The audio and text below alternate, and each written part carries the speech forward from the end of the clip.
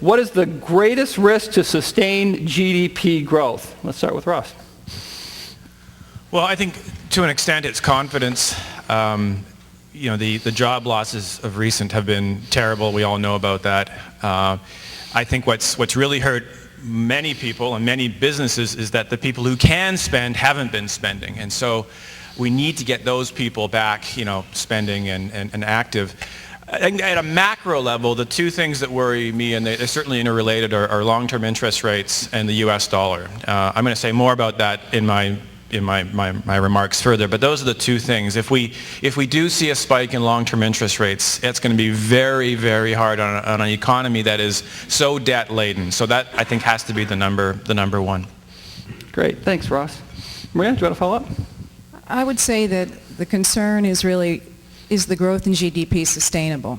And what we saw in the third quarter, is that the result of some of the stimuli that have just been released, or some of the stimuli that are actually ending, cash for clunkers and so on.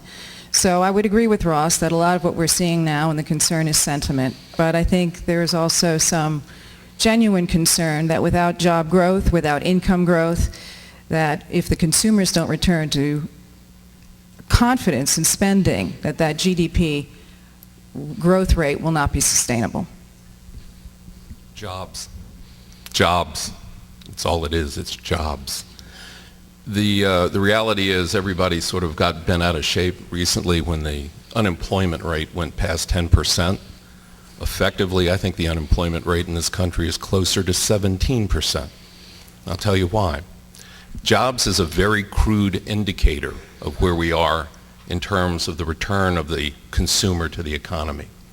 I bet if we had people raise their hands in this room as to whether or not they're making more or less money this year than they did in 2008, we'd all be kind of stunned, because many of us are working longer hours, many of us are working for less return, and the reality is I've got a facility in upstate New York.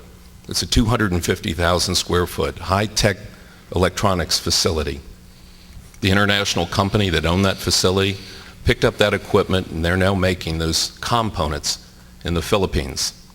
It's not just jobs, because what we lost there were people that were making $65,000, $75,000, $85,000 a year. The jobs added to this economy, by and large, are in the service sector. I'm not going to want to believe that trading a $75,000 skilled worker for another cashier at McDonald's is an equal trade. So the reality is that the job component of the economic equation nationally, I think, is worse than is generally considered. Great, thanks, Ryan. Jack? Mark, Ryan had the red light going, but I didn't see the shock. I'm the real estate guy, so I'm gonna leave the macroeconomics to the economists up here. But I'm with Ryan on the jobs. But I also feel that 2010 is going to be another difficult year. I don't see employment growth coming back for most of the year. But the good news is all of the forecasts look at 11, 12, and into the future that they are coming back. And so I do think we're in line for another 5 to 7 year run here. But I think it's going to be another 12 to 14 months before that comes. Great, thanks, Bob. And I would say consumer spending, which accounts for 70% of total GDP, but you really can't have consumer spending unless people have jobs.